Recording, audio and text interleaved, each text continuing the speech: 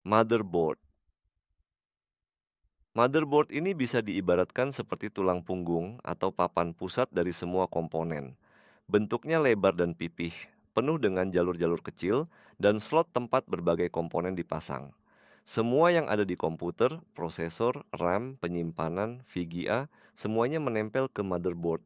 Dia yang menyatukan semuanya. Data juga lewat jalur-jalur di motherboard untuk dikirim ke komponen lain. Tanpa motherboard, komponen lain nggak bisa saling berkomunikasi. CPU, Central Processing Unit. Kalau motherboard tulang punggung, CPU adalah otaknya. CPU yang mikir, menghitung, dan mengatur semua proses di komputer.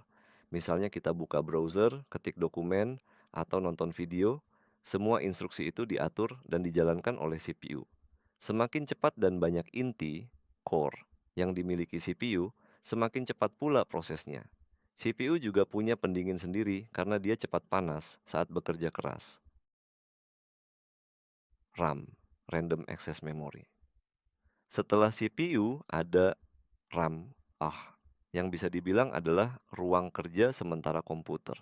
Misalnya kita lagi ngerjain sesuatu, data-datanya disimpan dulu di RAM supaya bisa diakses cepat. Tapi RAM nggak menyimpan data secara permanen. Kalau listrik mati, datanya hilang.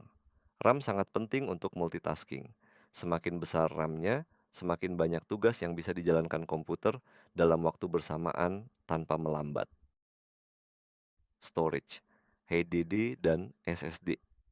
Kalau RAM buat penyimpanan sementara, HDD, hard disk drive, dan HC-SSD, solid state drive, adalah tempat penyimpanan permanen.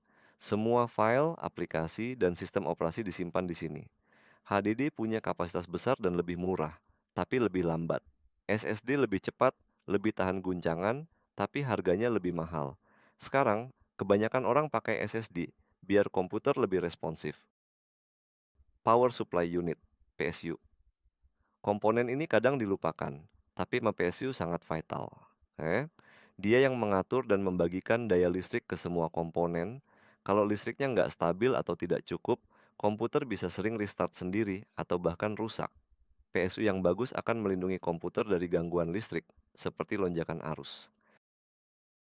GPU, Graphics Processing Unit, lanjut ke GPU atau sering disebut VGA Card D1. Ini adalah komponen yang mengurus tampilan grafis.